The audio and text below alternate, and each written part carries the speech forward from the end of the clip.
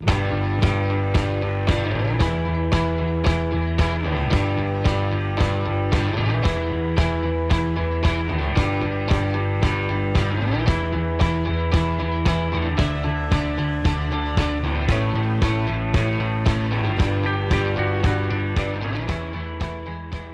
there, everybody. Welcome to another episode of the Cloud-Based Mayhem. By the time this episode drops, we recorded this on the 22nd of March, Sunday, with Charles Cazaux. He is over in France in lockdown, and I am here in Ketchum, Idaho in lockdown. And by lockdown on this end, I mean, we can go outside and stuff, but, basically everything is closed, and they don't, we have to respect social distancing, and we can go get food and stuff. So it's not totally extreme, but I wanted to tap in with Charles because they can't fly currently right now in France and Belgium and Italy and other places. And there's certainly a very interesting conversation going on here about that. And by the time we put out the show, I will have put out the show that I did with my sister and my good friend Terry O'Connor, who's an ER doctor here. Two people that are really on the front lines of all of this. And so I think probably will not be flying here either. It doesn't sound like that's a smart thing to do. And potentially, if you had an accident and overwhelm an already overwhelmed system. But anyway, I want to apologize that we probably didn't sound very current in terms of where the world most likely stands now, several weeks later. But this episode is with Charles Cazeaux.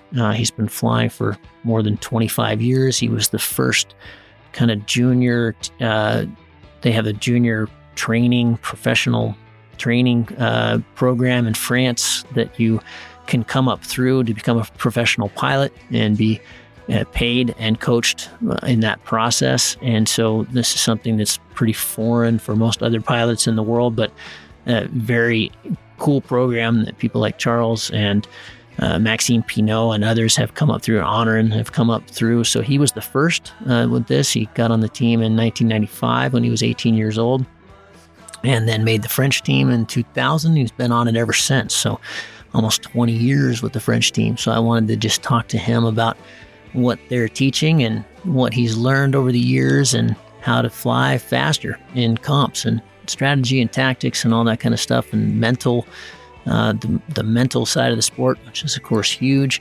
And then also we talked quite a bit about what he and Seiko have been teaching at their school the last 3 years, and SIV, and specifically SIV on two-liners and pretty hot wings. So great talk. It was great to speak with Charles again. I hadn't flown with him in a while or talked to him in a while. So enjoy.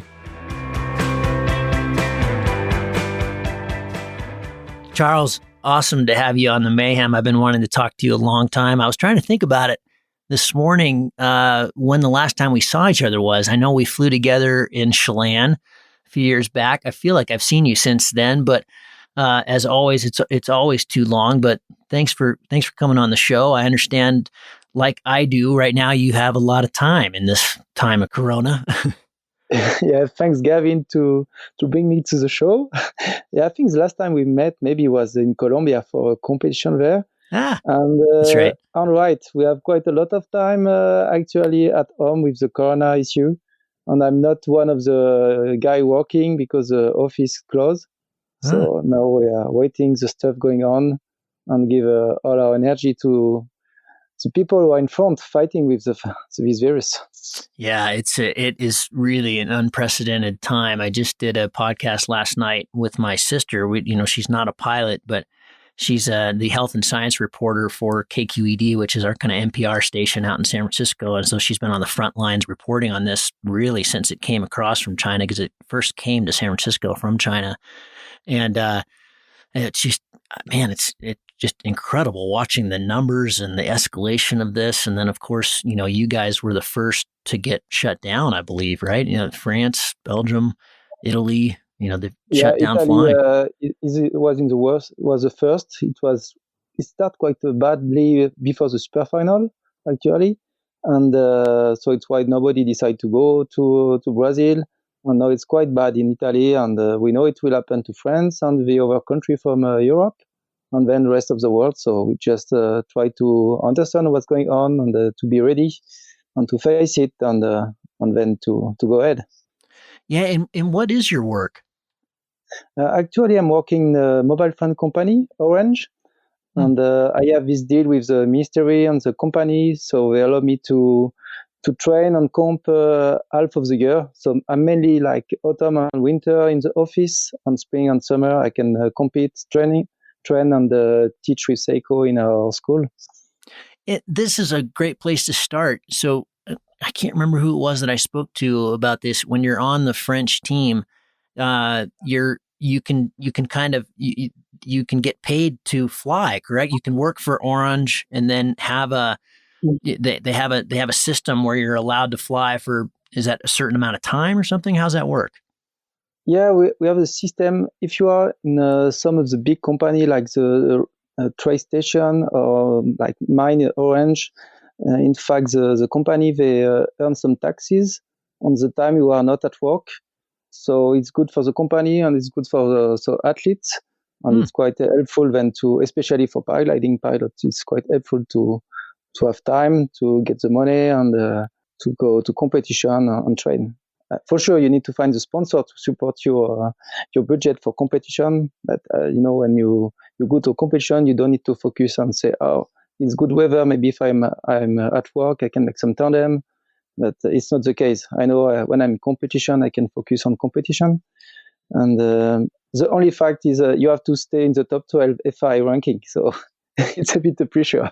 Okay. So how many French pilots right now are in your situation where they can work and fly but be supported to fly? So in the big company, I think I'm the last one. And then some other like Honorat in Ozone, Pierre-Remy in Nervure, they have a little support from the local government for it. So they don't have the same amount of time as me, but they still have some weeks to do it, which is quite nice. And I think the other one, they are students, so they don't get the same support. So for sure, for if you are in the top level ranking and you are in big company, it's quite helpful to make a long career. Is it all decided on ranking? Yeah, yes, because in fact the mystery, the spot at the 1st October, if you're in the top 12, then you can apply for it. If you are 13, you cannot. Wow, that is pretty tight. So take me to as I understand, you were the first person in kind of this juniors program, which has now become a thing. Maxime came up through it, Maxime Pinot, who did really well in the X Alps last time, and then obviously another really good competition pilot. I think Honorin did. But what is it, and can you explain? Because this is something completely foreign, I think, to most other countries. Yeah, this project started in, as I remember, it was 95, and I was one of the 7 children to enter this system. And it's based in Font-Romeu. Font-Romeu is quite well known in France because it was the area to prepare the athletes for the Olympic Games in Mexico. And it's on a high-level plateau, 1,500 meters. So it's good to get some like oxygen to be prepared for long racing. So it's why they organize this school there. So you have like, I don't know, 10 or 20 different sports coming here to train. You have athletes from all Europe coming on certain time of the year to train. And they decide to make this pool of training for the pilot there. So actually, you have some kids from children. Some kids there like from 13 to 18. On the year they start, I was 18, so it was like I entered only for 1 year. I knew it when I entered, but it was really a great year because we have some coach like Didier Xiga, which was a French team pilot years ago, and some other coach around, and we learned a lot because when I entered this school, I never did a fly bigger than maybe 15K. And when I exit from the school, I went back to Saint-Hilaire, which was close to my home place. On the next spring, I was able to fly 150, 160 for my first cross country in the Alps. So it was really interesting the way they learn us. Just, you mainly learn about the process And then when you have the condition and you're ready, you just go. Tell me more about the process. So we learn, I would say, step by step. First, like handling on the ground to be on full control of our wing. Then we did some SIV, because the idea was to not to let us fly as far as possible, but first to be in control of our gear and to be in control of our skill, to be more and more skilled. And then we went step by step. So I would say we relearned to climb. So in dynamic or in a thermal activity, to be more efficient in thermal, to be more aware about our sensation. And then slowly we go from thermal to another thermal. And after each flight, we have like debriefing for sometime during 1 hour. We have briefing before the flight. Everything was organized so we can understand what we do in the air to make it better for the next flight. And then I keep this process for myself when I came back in the Alps after this school. And I just add some more experience, some more skills, some more knowledge to be better and better, I would say. Yeah, to improve. Yeah, to progress. Did you, is the goal of the school, so when you get into this program and you're identified, do you actually, I should ask that, do you sign up for this school or are you picked? I would say I signed up for the school because I really want to go there. But there is a selection, so I think we were like 20 or 30, and there were only 7 places the first year. So they don't make a selection only based on the level of the pilot. They were also, I would say, first aware about the school level, because they don't want people to be focused too much on paragliding. They want us to have a good level of school so we can have free time to fly. And they know some pilots who are in the Alps, maybe with their parents already flying. They have some kind of advantage.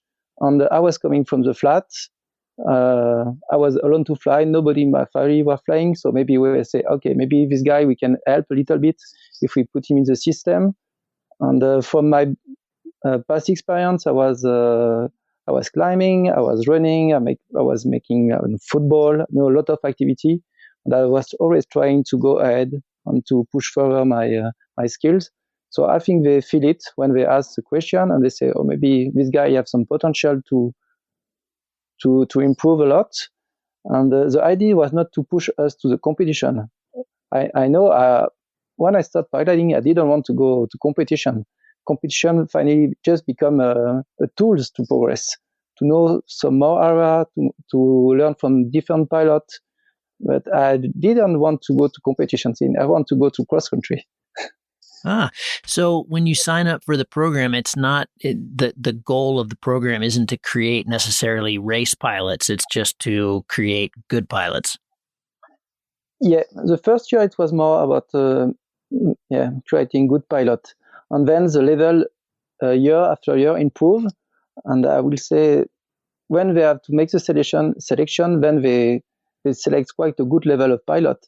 On this pilot, after 3 years in this school, they have the World Cup level pilot, which was crazy because like you have some teenager, they came, maybe the biggest flight they did was 30K, and they learn year after year to improve the skills, to learn about the air mass, to learn about the tactics. And after 3 years, they are able to be in the top 20 of some task in World Cup. So this was very interesting, and they did quite a good job. Yeah. When I spoke with Maxime a couple months ago about his books, and I understand he's done some coaching for the French team as well, he talked about kind of these 4 categories that you have to focus on for learning and becoming a good pilot. There's the technical side, climbing, gliding. There's the tactical side, your decision making, and then there's the mental side is what is the big one. I forget what the 4th one is now, but the mental one was the one that he said was just by far and away, that at the high levels, the superfinal levels, pretty much everybody's a pretty good climber and a pretty good glider, and pretty much tactics are quite similar. Stay in the lead gaggle until the end, try to make a break. There's not a huge difference there. The huge difference is really in the mental. Is that something that the school you went to really focused on as well? Yeah, for sure. I think we learned more about mental when I leave the school. Then I have the chance to enter the French team, and then we get some input about the mental and how it will be, how it will change our performance. Because as you say, in like the level of the top pilots, if we regarding the skills, yeah, everybody is able to push full speed. Everybody can climb good. Then you have some pilot climbing more or less. And now I would say the difference is more about how you see the air mass, and also from the mental view, how you are able to do the right thing at the right moment. And because most of us, we know what to do, but to do it at the right moment, to have the right trimming during all the tasks, all the competition, which is quite demanding and not so easy. Even me, some competition I'm really in, and some I will be not so or completely out. And this is the hard part of paragliding, mental part. What do you attribute that to? All these years of competing. Well, let me ask you the other question first. So you started the school in '95. What was the first year you made the French team? I entered the French team in 2000. Wow. I did two World Cup it was 98. It was Mussy and Chamonix. And in 2000, I entered the French team until now. And so I see. You've been on the French team every year since 1998? Yeah, exactly. Holy moly. In the French team, we had like a pool of 20, I would say 20, 30 pilots at the beginning.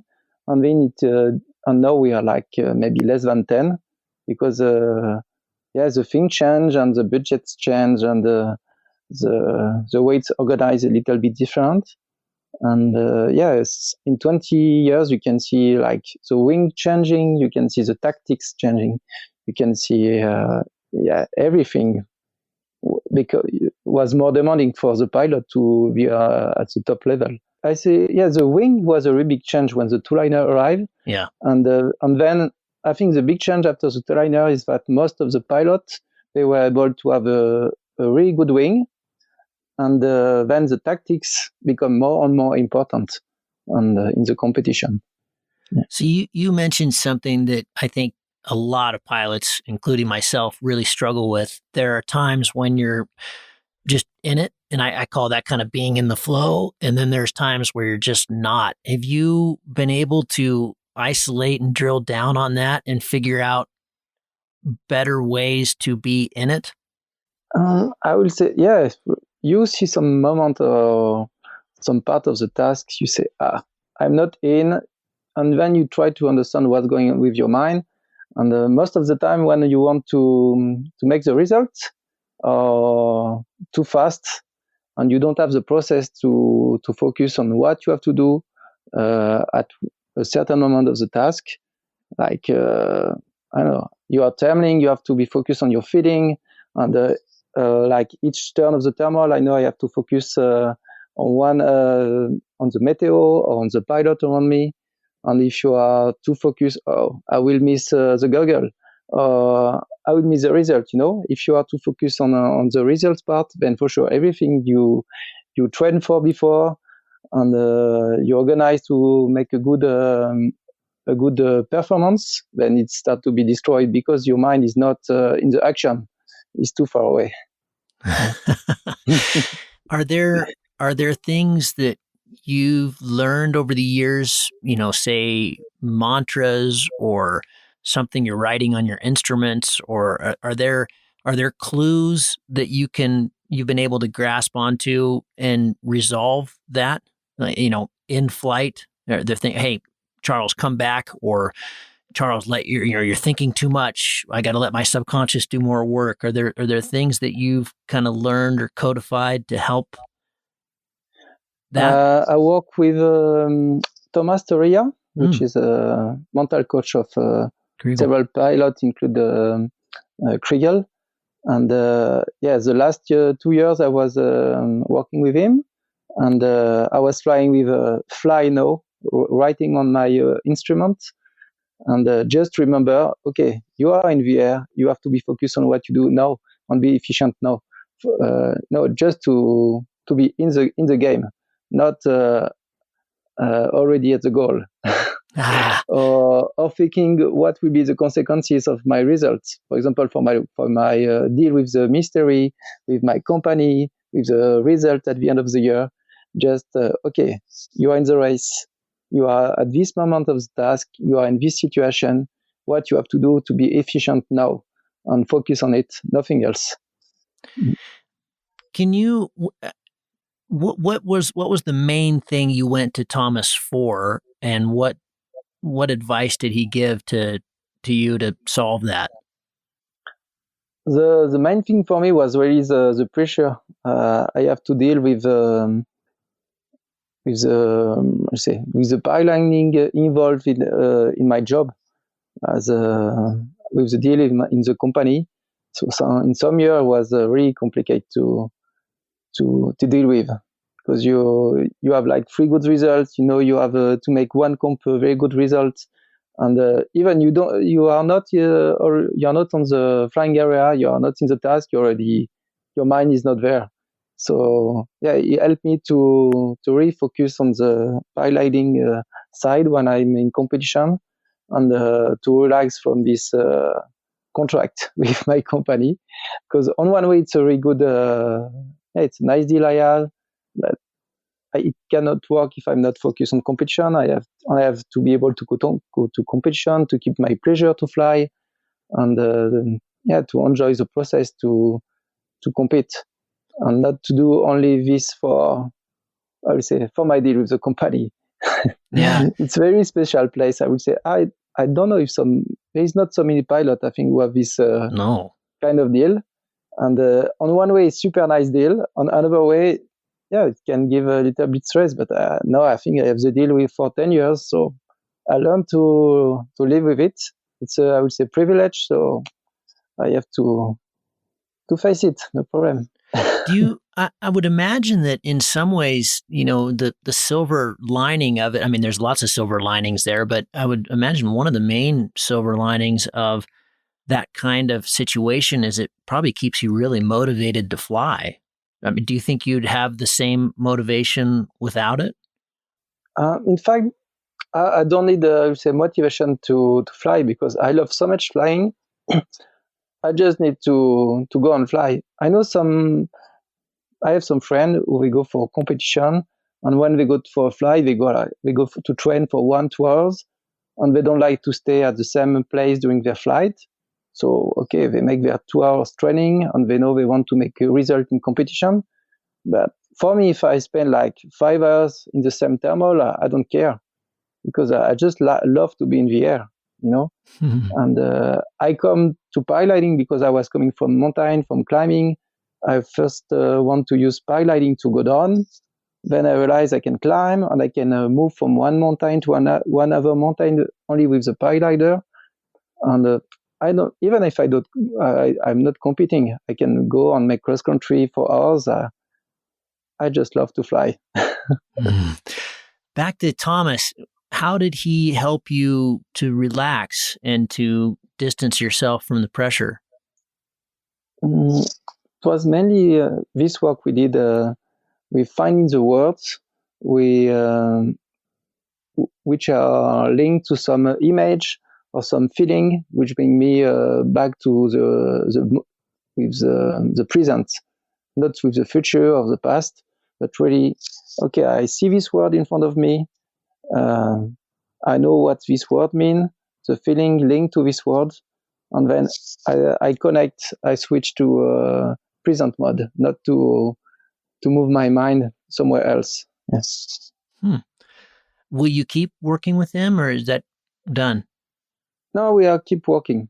Keep working together. Yeah. Wow. What do you like most about flying? Is it the competitions? Is it the working with Seiko and instructing? Is it just flying? as I said, I love flying. So I was used to spend like 450, 400 hours in the year sometime. Oh, so that's a lot. when I was student, it was like this, 400 hours in the year during the year. Now it's less. I think it's like 200 hours.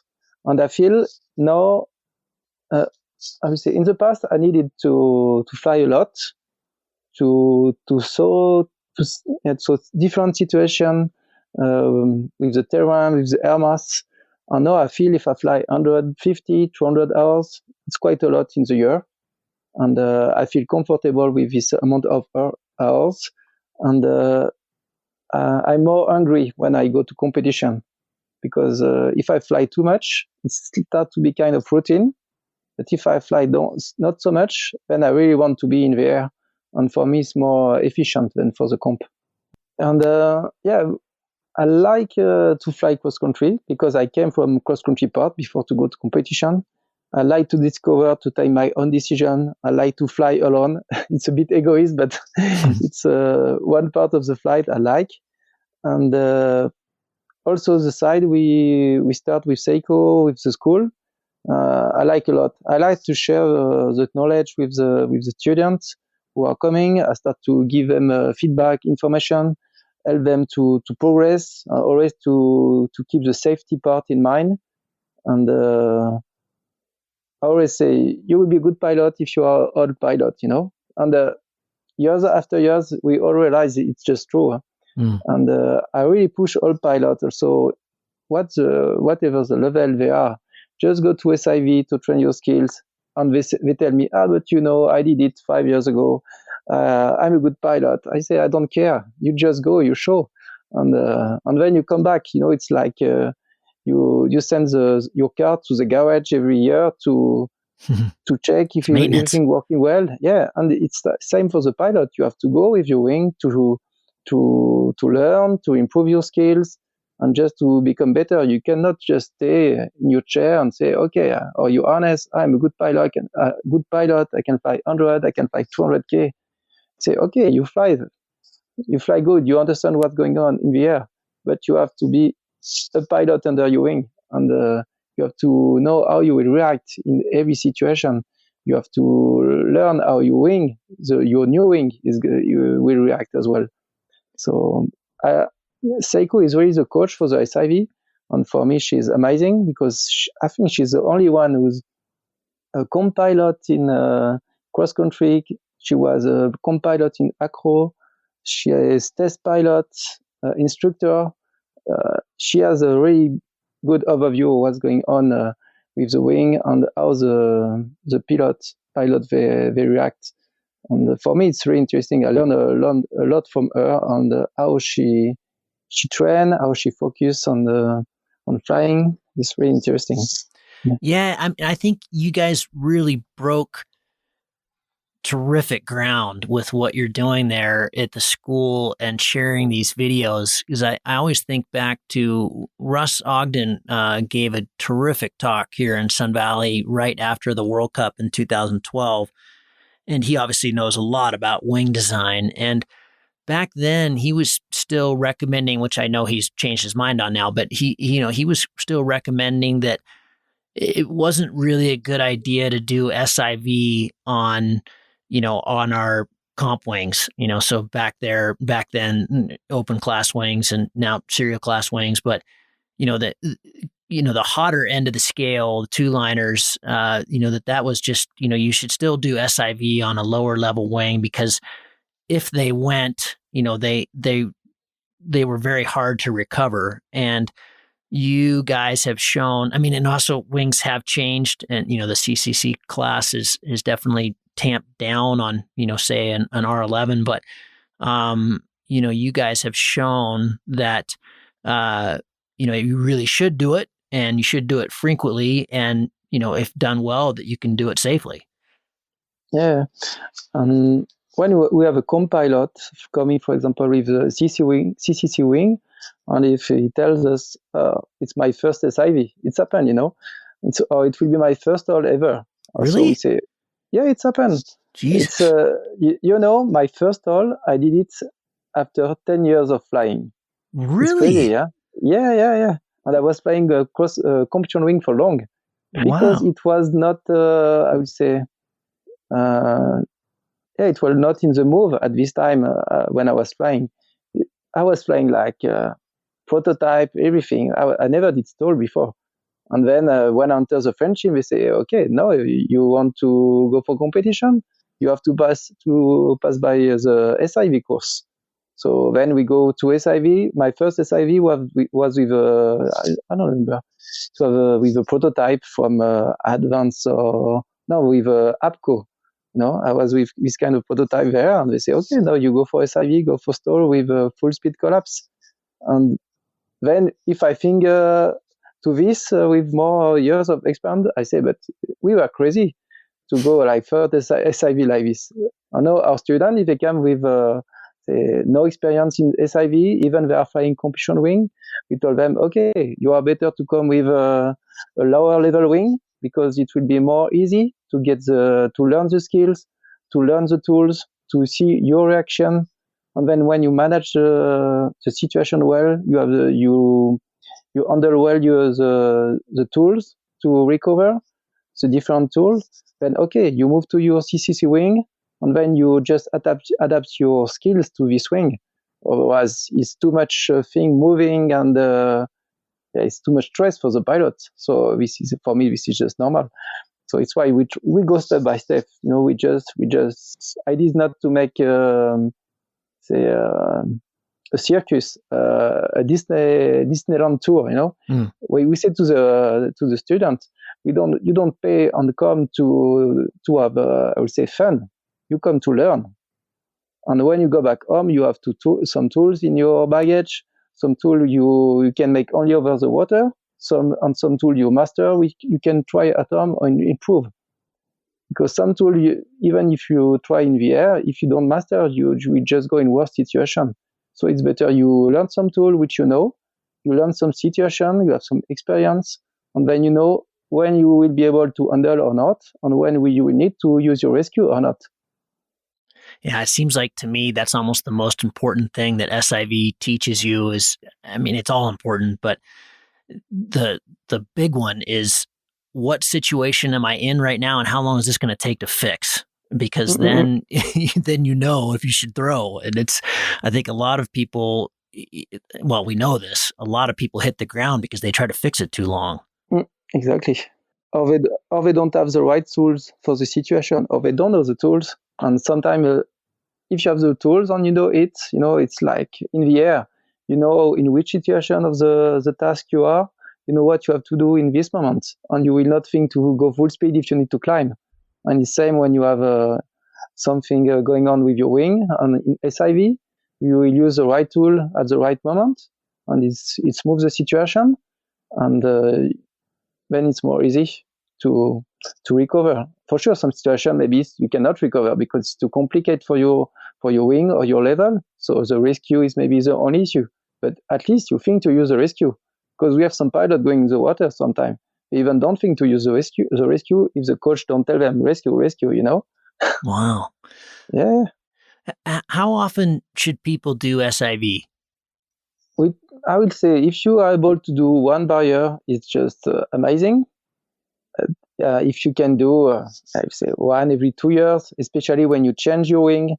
And often the pilot, they say, I come to SIV with my old wing because I will change the next week and I don't want to make SIV with the new wing. I say, so why you come? You are better you come with your new wing, or both wing, so you can show what you do and you can do it again with the new wing because the new wing will have different behavior. So better to know how it will react, and then you are prepared for the whole season or for the next 2 years. I understand they don't want to damage the wing, but usually you don't damage your wing, apart if you have like a comp wing with very thin line. It's quite okay. One of the things that I've been practicing quite a bit since watching your videos is the whole kind of double knock, so you get it almost to stall, let it go again, and then you stall. This is very much an acro full stall. It's not, just stall it and keep your hands down. It's real quick and you let it fly again. And, from your videos, you only lose very minimal height, 15 meters kind of thing. Mm-hmm. But and it works fantastic. It's just terrific the way Seiko works through that in her videos. And I encourage all you who are listening that if you haven't seen these, go check them out. I'll have all the links in the show notes for this. But Charles, I've always struggled with even the thought of doing that in a true combat situation. I believe I would have a hard time doing the double in a combat situation. I think I would just acro stall it. What have you guys learned in that? Is it only, what I'm saying is it's just, to be mindful enough to do it like that in a situation where things are pretty radical, pretty fast. Isn't it still okay to just stall it and let it go? And I will say what is most important is know when you will need to stall your wing. Exactly. Because most of the time we have some cravat, like not quite big cravat, but even with a half spin, Mm-hmm. you can recover the cravat. And I would say on my 25 years experience of pilot, I never did a stall because I need it. I just did a stall during SIV. Yeah. Otherwise, only with half spin I can recover the cravat. But you really need to have quite a huge part of your wing going through the canopy on the line to be able to really need to make a huge stall.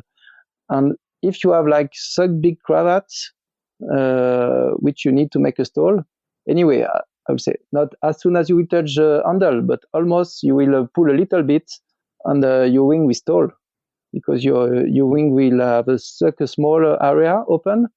No, you will maybe pull 5 cm and this part will stall. So I don't think you will be able to really make a double.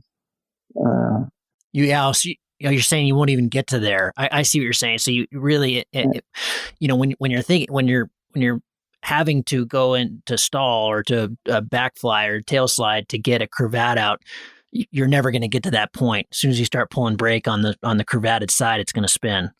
Yeah, correct. Yeah. Okay. So in most cases, even with the really high aspect wings, you can just spin it out to that side. And in my experience, and like in your videos, it's pretty quick. It's it's 90 degrees, 120 degrees, and it's out. Exactly. And I was used to make it with the handle, with the brake, or sometimes even I was using the biche. Because we have some situations the guy will break the line of the brake. So what you need to I'm speaking only about two liner now, and for sure with the two liner it's very easy. You pull the B, you can make half spin. Then with overwing, like when you have 3-4 line, for sure it's different for sure. I've heard some of the acro pilots that I've interviewed on the show. They have this. It seems to be this magic number that you've got to do 300 full stalls. Well, you got to do 300 stalls. I shouldn't use the term full stall, but you've got to do 300 stalls before you really start getting it. You've got to do a lot. Is that kind of what you and Seiko are pushing as well? Yeah, you need to do a lot to be a master. I think Seiko, she did like, I don't know how many thousand she did, but quite a lot because she was used to go to Organia and train there.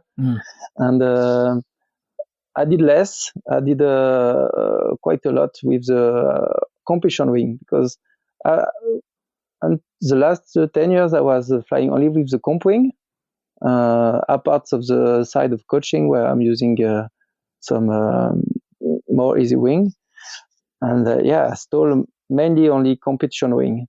Only maybe the last 2 years more with the little acro wing, like not acro wing, like freestyle, because I was really happy to learn helicopter. So before to learn helicopter, Seiko, she said, okay, you go to stall. Mm-hmm. So I was making hours of stall just to get more skills and more feeling before to go for helicopter.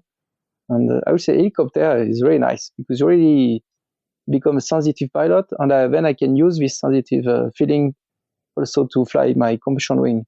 So this is nice. Do you feel like the acro training you've been doing these years with Seiko, has it really helped your cross country flying as well? Yeah, because I would say it's helped me to understand better what's going on with my competition wing, and if I feel understand better what's going on, understand better the feeling, sure, I feel more comfortable, I feel more precise in my handling, so everything will be better for me. And also I get more confidence with my competition wing. Even I'm used to, I'm training with acro wing because I got in some situation which I can try again with the competition wing, not infinity, yeah. But like helicopter situation, you can go with the competition wing is still okay. You don't damage the wing. So Yeah, I've always thought that's really sexy. I'm not at that level with helicopters by any means. I haven't even tried it yet, but that would I have seen people do it, and that's a nice move. Charles, I want to switch lanes here to comp flying and strategy and tactics and all that. But before I do, is there anything else you wanted to say about your school or about SIV and that side of training? I would say with the school we are quite happy because we start like since 3 years with Seiko, and we have especially a lot of pilots from US coming for to meet us for SIV on cross country, which is very nice. And pilots from Japan, all over the world. So it's a good time of the year when we are doing coaching, and it's always a good time. Like it's more like we say family atmosphere. Seiko really want to bring the atmosphere from the School of Japan in Europe. So it's what we're trying to do. It's very fun. Yeah, it sounds fun, and the videos you guys are putting out are really terrific. So hats off to you for that, and I hope you keep doing it. Okay, let's switch to racing. Maxime pointed out that to him the mark of a really good pilot like yourself and Julian and the guys that are and girls that are really consistent, like that's the kind of consistently in that top 10, that's the mark of a really good pilot. If what we know about technique and tactics are, most of the pilots say it's certainly at a Superfinal level, again, these, most of the guys, the difference between climbing is, low percentile, 1, 2, 3% maybe. The difference between gliding may be the same.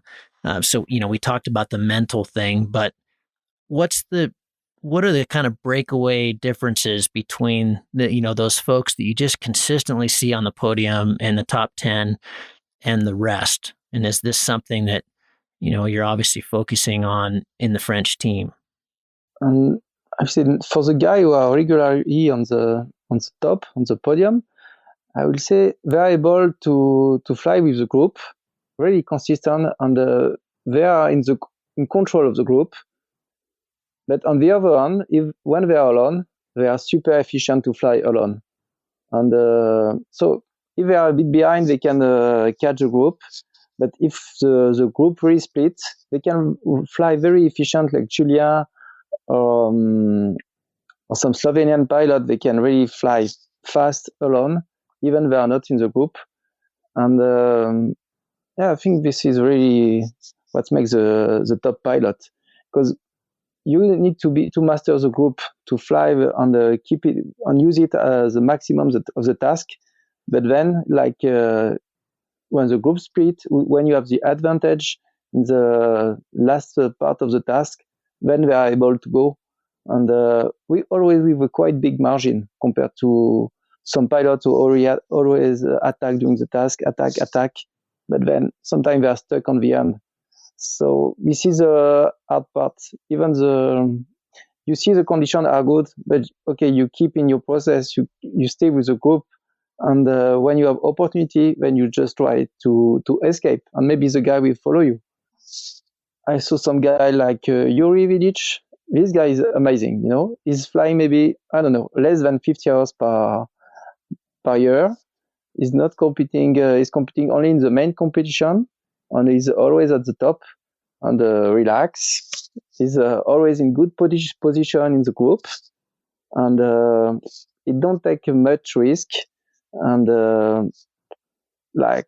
he always arrive like in the leading group of the task, and day by day his result is building his final ranking like this. And on the other hand, you have some guy who want to say to win some task, and someday they make good, someday they make less good result. But what is important is your average on the end. Even now with the scoring changing a bit, you need to be consistent on the top. For sure you can have some discard, but if you play with your discard too much, one day you will miss some good discard for your top results.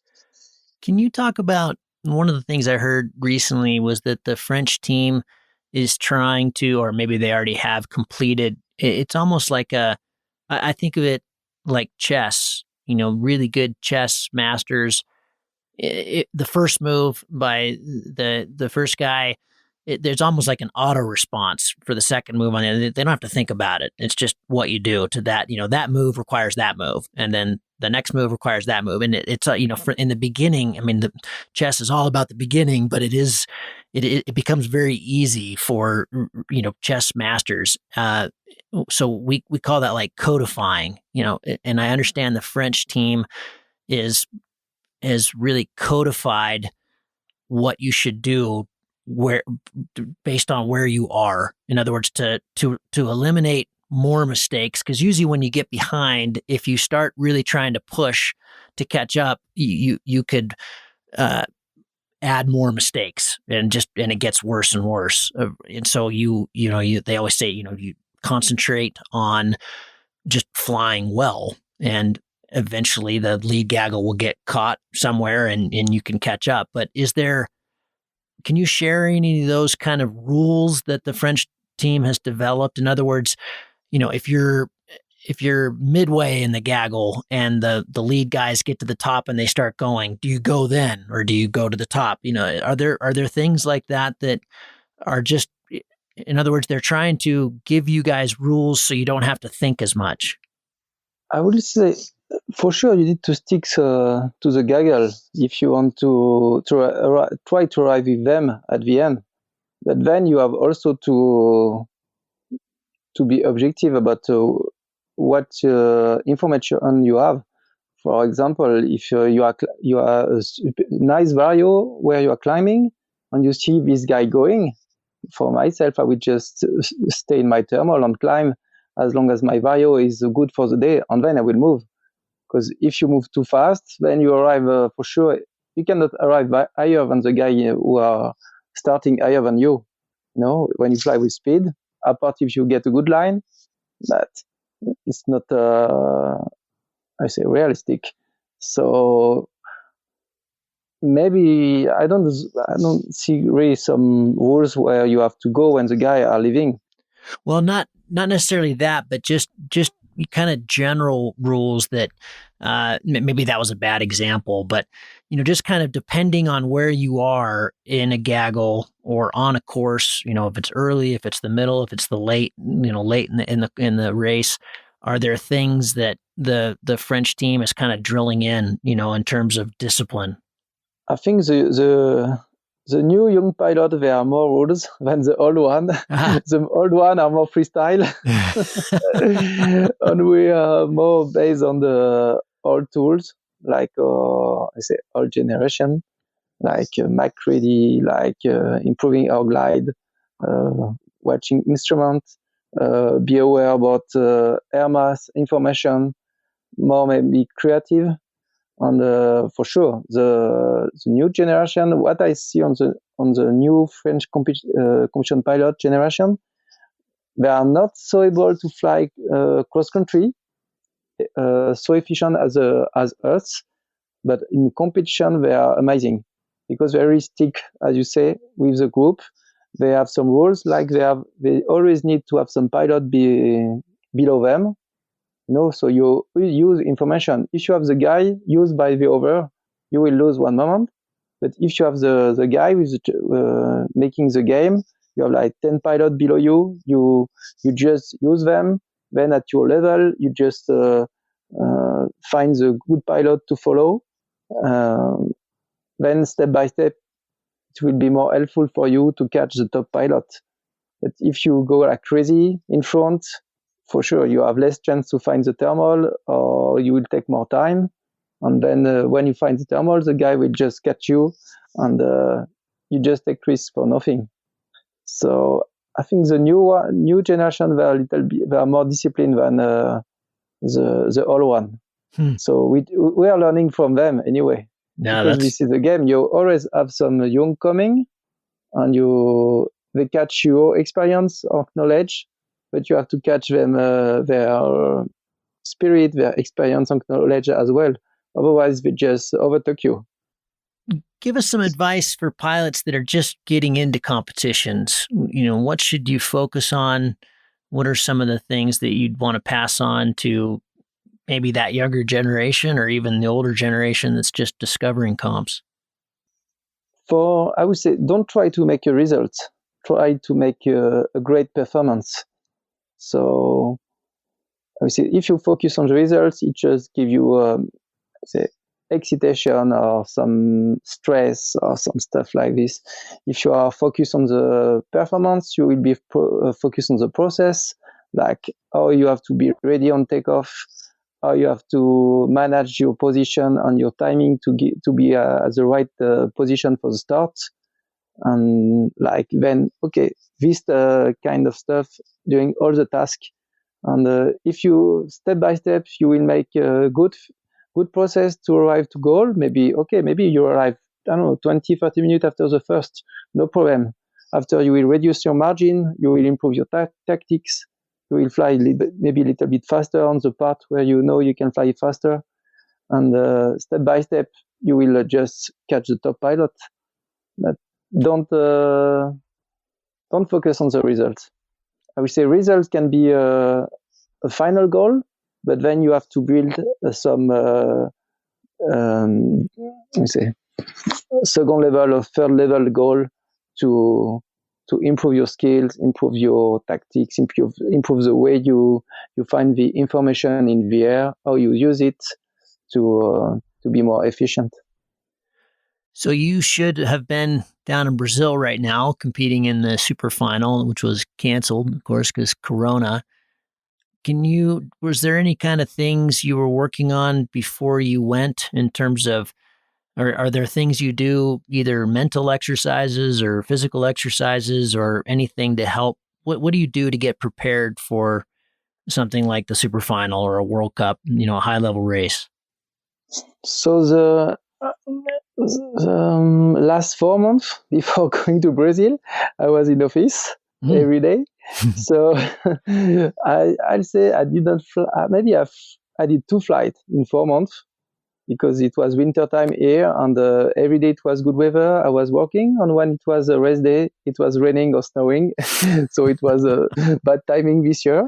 And I spent more time skipping in the garage than flying.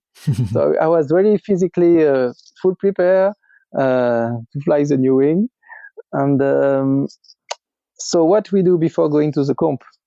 So we have the all experience on track from the previous competition there. So our coach is making a crazy job.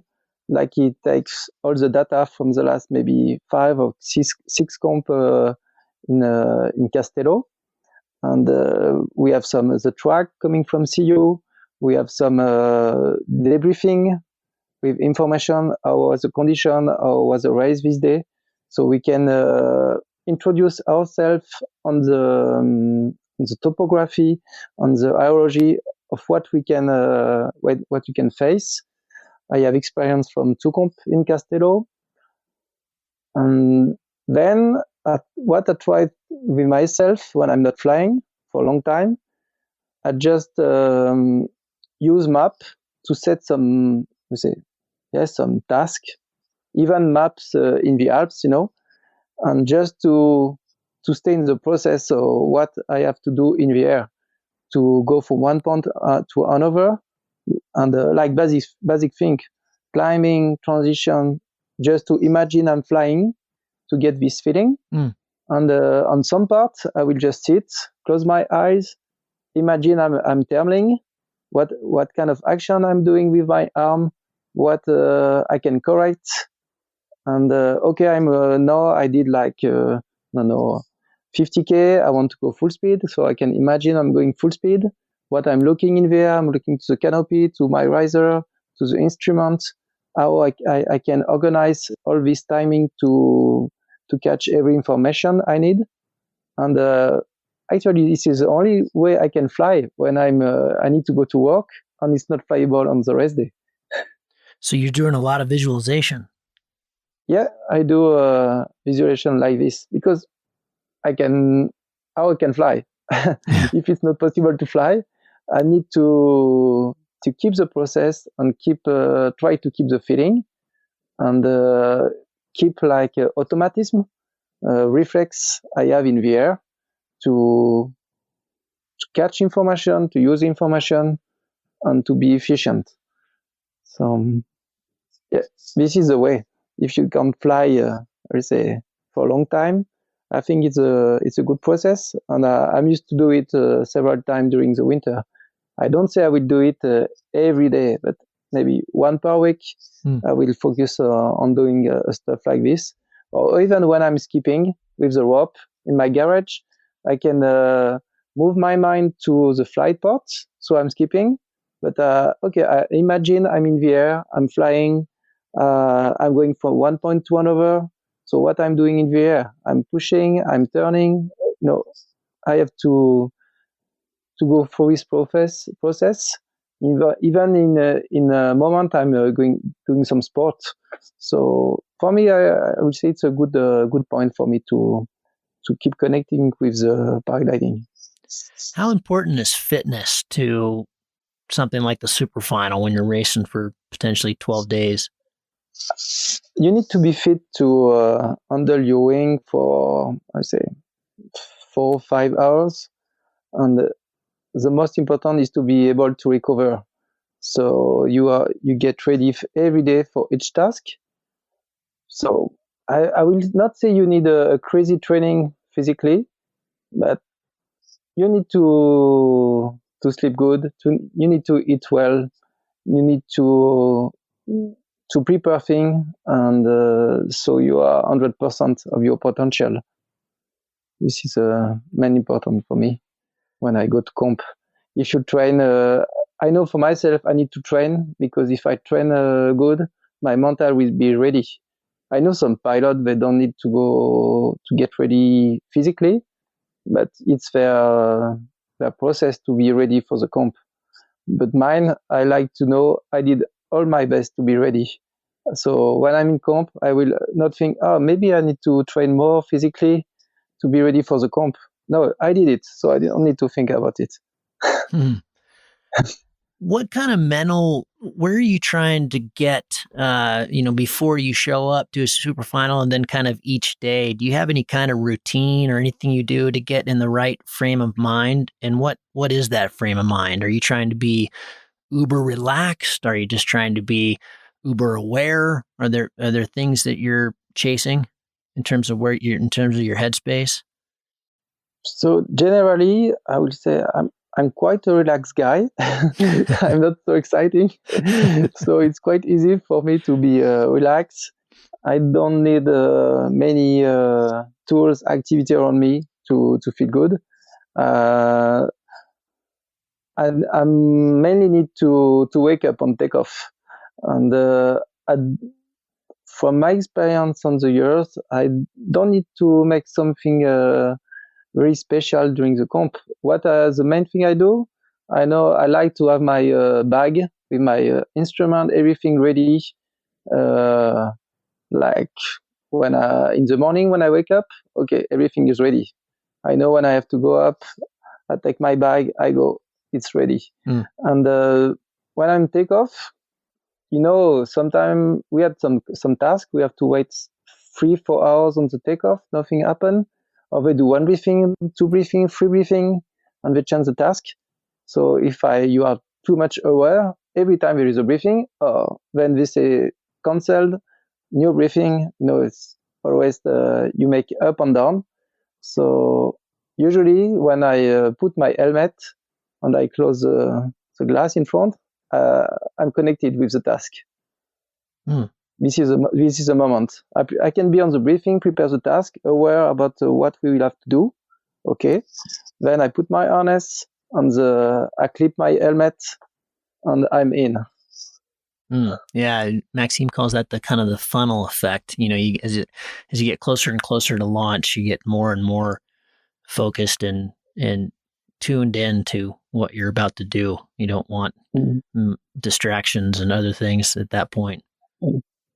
And even in the air, you need to find the right level of activity between too relax and too aware if you want to be able to catch all information or the main information you need at each moment of the flight.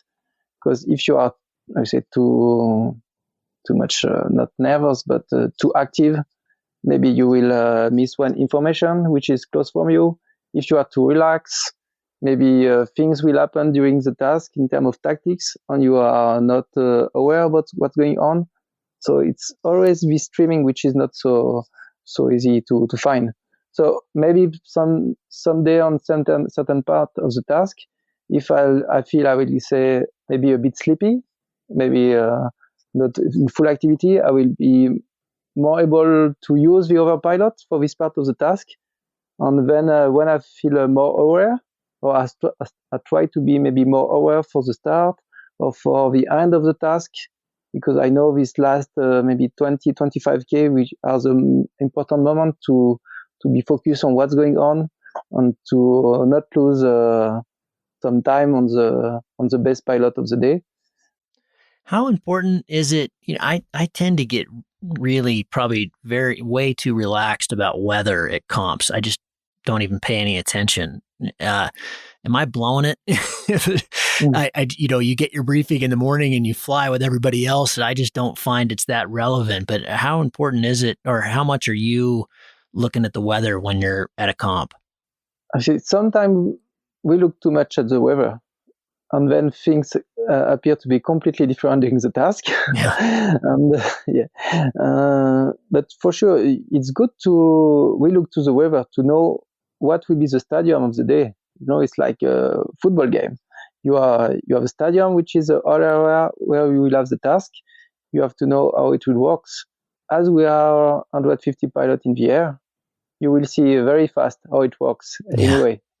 Yeah. But what is interesting is to know how it will evolve, it will change, it will move during the day, to also be ready to adapt your timing or your altitude of flying.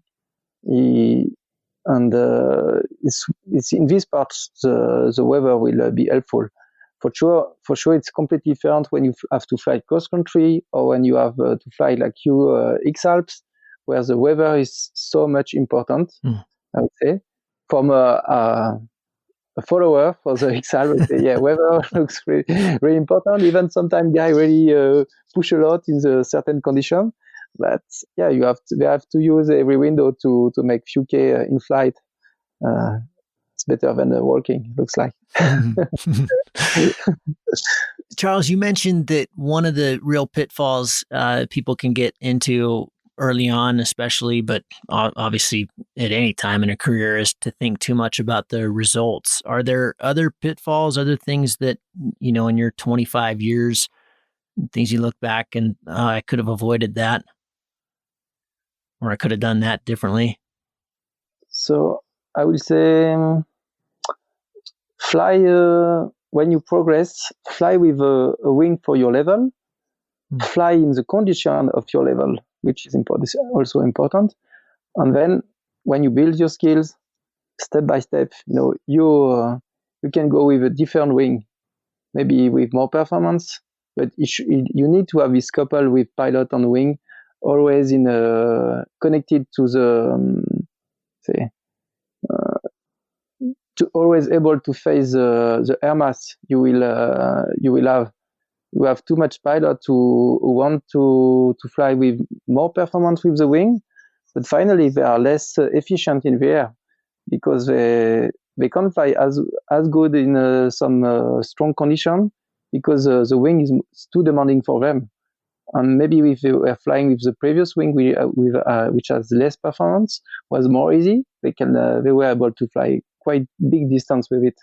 So you have to really, I say in French we say modeste. I don't know English. Yeah, humble. And really accept the time you can put in paragliding, in terms of training or competition, the level you want to go, and the time you will need to reach this level. If you can fly, I don't know, 30 years per year, it will need maybe more time. Or during the 30 years you will fly, you really need to be super prepared, organized, but every year you will fly, you will not only fly, you will learn something, you will progress.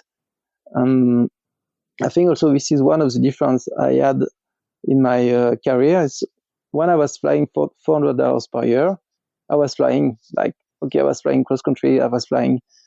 And the last 10 years, even if I make a 1 hour flight, I know, okay, I say this hour flight is for fun or it will be for training. If it's for training, I will cut my flight in several parts. I know, okay, in competition, pushing full bar at the end is quite an important moment. Maybe we do it only for 5 or 10 minutes.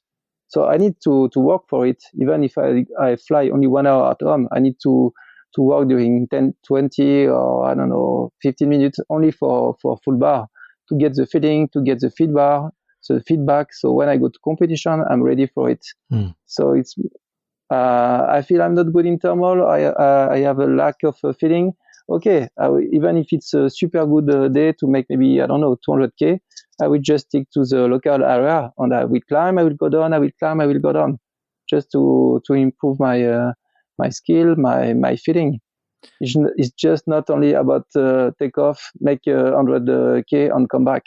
Yeah, so you're talking about turning kind of every flight into an opportunity to train and learn. Yeah, maybe for sure. If you have, I would say maybe not every flight, but if you have a goal, for sure it's better because when you try to reach this goal and then you improve yourself, then you have some material to make your debriefing, and it's always better for the pilot to improve. On the other hand, I know I will make some flights sometime. I don't want to make a goal. I just want to fly for fun, and which is normal because if you're always if you always go to fly with a goal, then you will feel at work, you know. So it's good to have a mix. It's good to go. It's good sometimes to go to fly, and you are like on the beach. You take your surf and you go in the wave, and you just have fun. And but if your goal is to make I don't know, to make a result in competition, to make a distance in a cross country, for sure you need to pass by some flights, through some training, which help you to improve your skills and your level faster. Like in every sport. Yeah, of course. You cannot only play. It's not. You need to work to train. Yeah. Last question, Charles, when you talk about goals and goal setting, could you share some of yours? Because it sounds like it's more appropriate to set a goal like, I want to be a better climber. I want to, learn how to pick better lines. In other words, I want to make goals align with becoming a better pilot, not necessarily a goal of, I want to be top 3 at the Worlds. So I can explain something like the last years. Maybe you see most of the Superfinal they were in a flat terrain, not much in the mountain. Mm-hmm.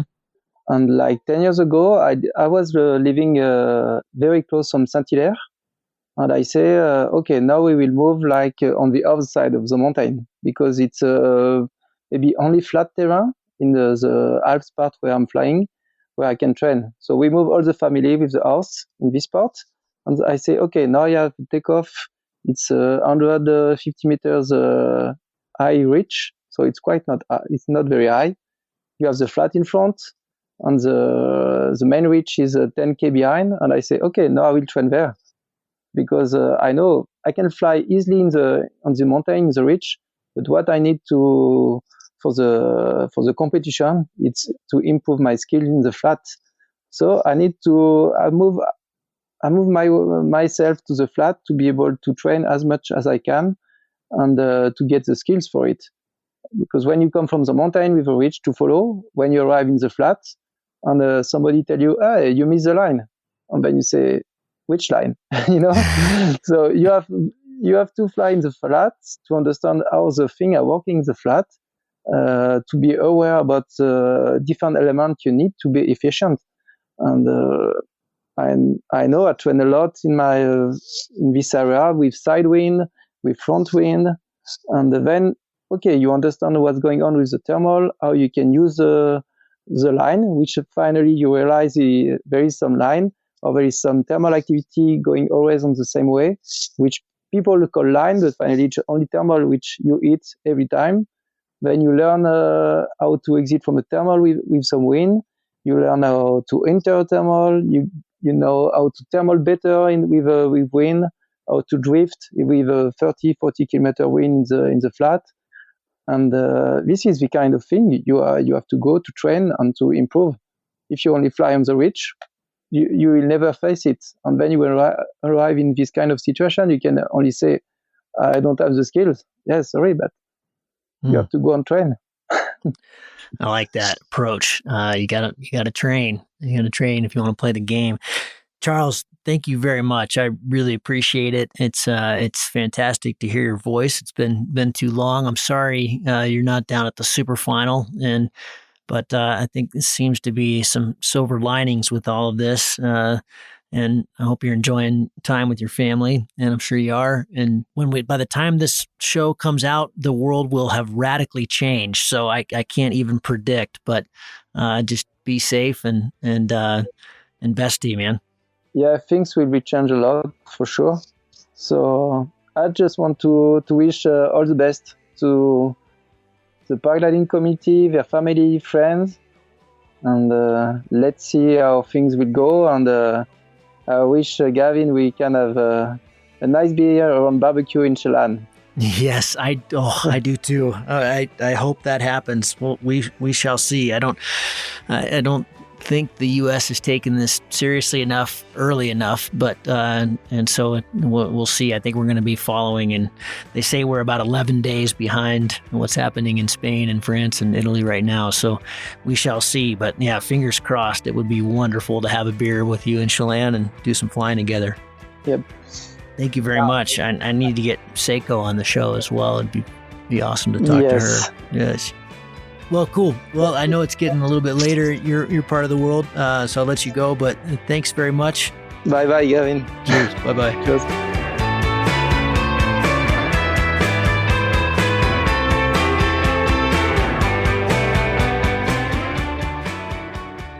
If you find the Cloud-Based Mayhem valuable, you can support it in a lot of different ways. You can give us a rating on iTunes or Stitcher, or however you get your podcast. That goes a long ways and helps spread the word. You can blog about it on your own website or share it on social media. You can talk about it on the way up to launch with your pilot friends. I know a lot of interesting conversations have happened that way. And of course, you can support us financially. This show does take a lot of time, a lot of editing, a lot of storage and music and all kinds of behind the scenes cost. So if you can support us financially, all we've ever asked for is $1 a show. And you can do that through a one-time donation through PayPal, or you can set up a subscription service that charges you for each show that comes out. We put a new show out every 2 weeks. So, for example, if you did $1 a show and every 2 weeks, it'd be about $25 a year. So way cheaper than a magazine subscription. and it makes all of this possible. I do not want to fund this show with advertising or sponsors. We get asked about that pretty frequently, but for a whole bunch of different reasons, which I've said many times on the show, I don't want to do that. I don't like having that stuff at the front of the show. And I also want you to know that these are authentic conversations with real people, and these are just our opinions, but our opinions are not being skewed by sponsors or advertising dollars. I think that's a pretty toxic business model. So I hope you dig that.